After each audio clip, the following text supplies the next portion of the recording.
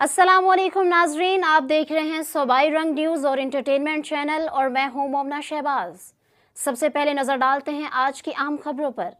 Commissioner Rawalpindi engineer عامر کھٹک کی زیر صدارت ڈویژن کوآرڈینیشن کمیٹی کا اجلاس۔ کمشنر کا کہنا تھا کہ ہیلتھ کیئر کمیشن کو ایکٹیو کرتے ہوئے پرائیویٹ ہسپتالوں کی چیکنگ بھی کی جائے، ڈرگ کنٹرول ایکٹیویٹیز کو بڑھایا جائے۔ انسانی صحت سے اہم کوئی چیز نہیں۔ جو لوگ معمولی منافع کے لیے انسانی صحت جیسی اہم نعمت کو خطرے میں ڈالتے ہیں وہ کسی رعایت کے مستحق نہیں۔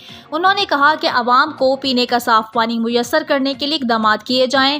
انجینئر عامر کھٹک نے کہا کہ تمام اضلاع میں لگے فلٹریشن پلانٹس کو فعال اور ان کی صفائی یقینی بنائی جائے۔ محکمہ ماحول کسی بھی نئے لگنے والے صنعتی یونٹ یا ہاؤسنگ سوسائٹی کو تحفظ ماحول ضابطہ کار کا پابند بنائے۔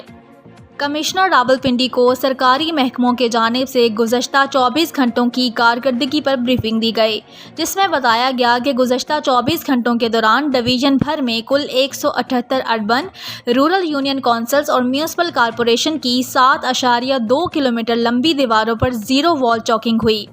ڈویژن بھر میں 428 فلٹریشن پلانٹس میں سے 423 فعال ہیں، جن کی مناسب صفائی اور حفاظت کا بندوبست یقینی بنایا گیا ہے۔ اسپیشل برانچ کی جانب سے ہیلتھ فیسلٹیز کے بارے میں موصول شدہ 1473 شکایات میں سے 1442 کو حل کر دیا گیا۔ کمشنر راولپنڈی کا مزید کہنا تھا کہ ڈپٹی کمشنرز، اسسٹنٹ کمشنرز طبی مراکز صحت کے روزانہ دورے کریں، ڈاکٹرز کی موجودگی، مطلوبہ ادویات کی دستیابی اور دیگر انتظامی امور کا جائزہ لینے کی ہدایات، جبکہ مریضوں کو بہترین علاج معالجے کی فراہمی کے لیے ہر ممکن اقدام کیا جائے۔